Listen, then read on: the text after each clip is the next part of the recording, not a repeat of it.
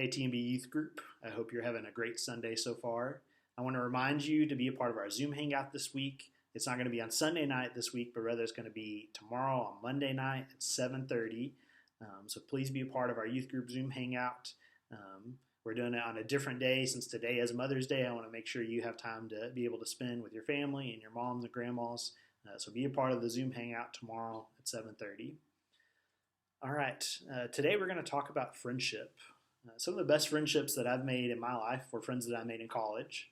And there's one friend in particular that we've been close even until today, except he lives out in California and I live here in Texas. And I've noticed in our friendship recently, he's really the one who puts most of the effort into the friendship. Often I kind of forget and I don't call him for a while, but he's really intentional about regularly giving me a call and just seeing how things are going. And I realized I'm not really being that great of a friend to him. Maybe that's something you've experienced before. Maybe you realize in your friendship sometimes you can be a little selfish. And I think that's something we all struggle with.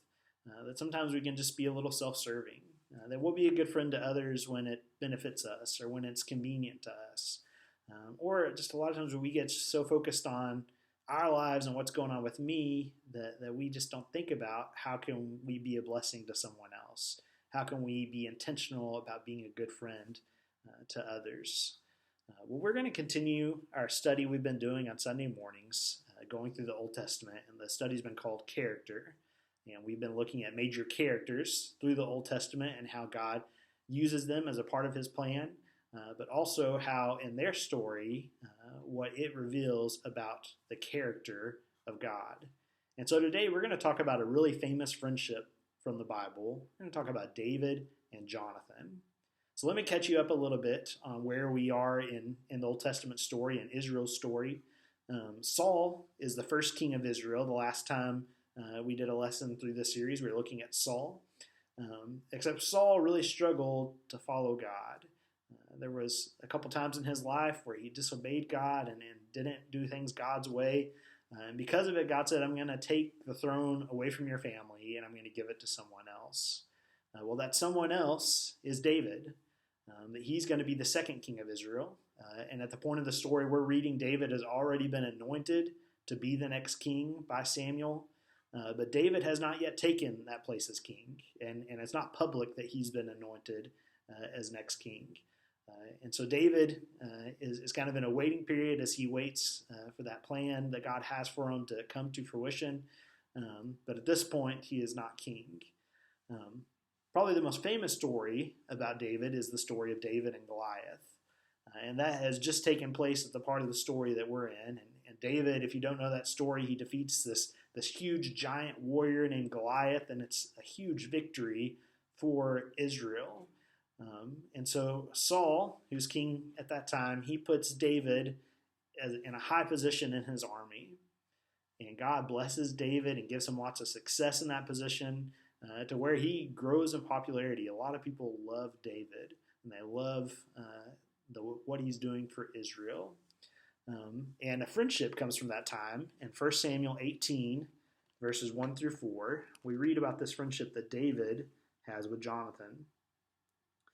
After David had finished talking with Saul, Jonathan became one in spirit with David, and he loved him as himself. From that day, Saul kept David with him and did not let him return home to his family. And Jonathan made a covenant with David because he loved him as himself. Jonathan took off the robe he was wearing and gave it to David, along with his tunic and even his sword, his bow, and his belt. So in some ways, this is an unlikely friendship. At this point, Saul has actually kind of turned on David.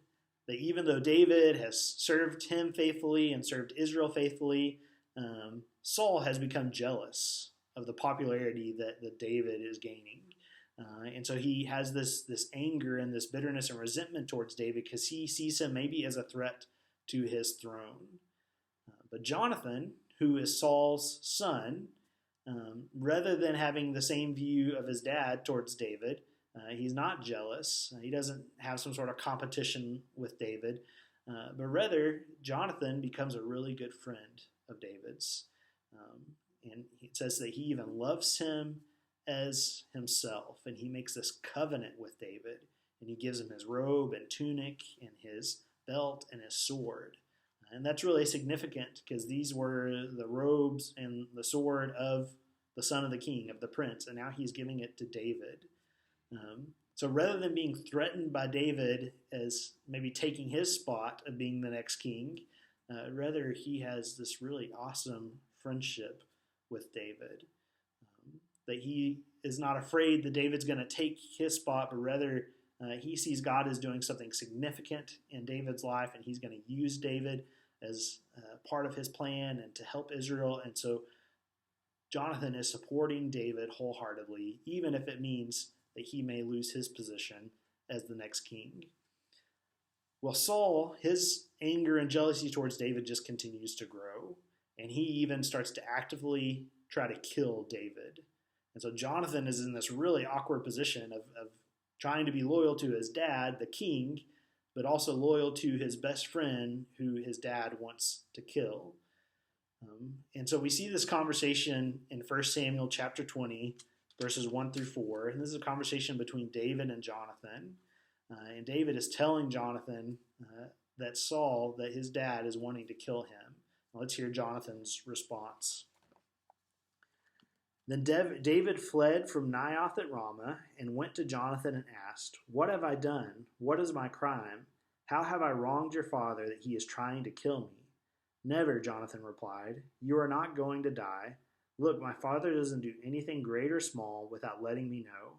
Why would he hide this from me?" "It isn't so." But David took an oath and said, "Your father knows very well that I have found favor in your eyes, and he has said to himself, 'Jonathan must not know this or he will be grieved.' Yet as surely as the Lord lives and as you live, there is only a step between me and death." Jonathan said to David, "Whatever you want me to do, I'll do for you." So David is telling Jonathan, "Your dad is going to kill me. Saul plans to kill me." And Jonathan says, "Well, he would tell me if that was his plans." David says, "No, he's going to kill me. I know he is, and he's not going to tell you because he knows you're my friend." And so Jonathan promises David, he goes, "Whatever I can do, I will do for you." And so Jonathan kind of tries to find out his dad's intentions. And once he finds out he is trying to kill David, they come up with a way that he's going to warn David to let him know that he needs to run away for his own protection.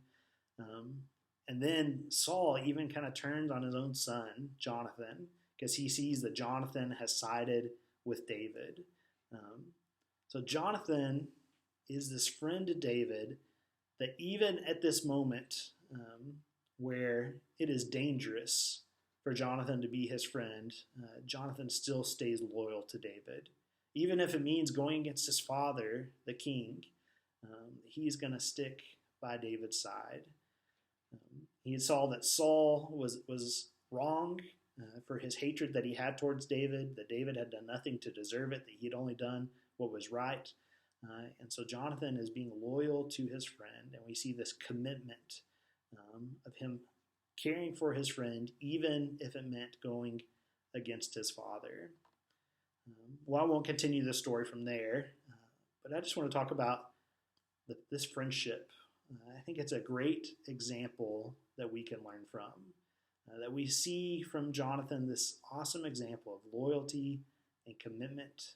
We see a genuine, sincere friendship, and it's one that's selfless. That even though it meant that maybe Jonathan would lose his chance to be the next king, and even if it meant going against his father, the king, which was very dangerous for Jonathan, Jonathan was willing to do it because of his love for David. I think this selfless friendship in many ways is a reflection of Christ and his selfless love for us. So what can we learn from this friendship? How can we put this into practice in our lives? Well, I want to encourage you to really evaluate your friendships and how you are a friend to others, especially during this time when maybe we haven't got to be with our friends. Have you been intentional about still caring for them and encouraging them? How can you be more loyal, or how can you show more commitment as a friend, as we see Jonathan does for David? How can you be more selfless and be a reflection of Christ in the way that you are a friend to others? So I want to challenge y'all to try to be a better friend this week. So I think when we are a good friend to others, we are demonstrating the selfless love of Christ. So I encourage y'all to be a selfless friend who's loyal and committed, who does what is right, and as someone who is just going to show a love that reflects Christ. You guys have a great week. I will talk to you later. Bye.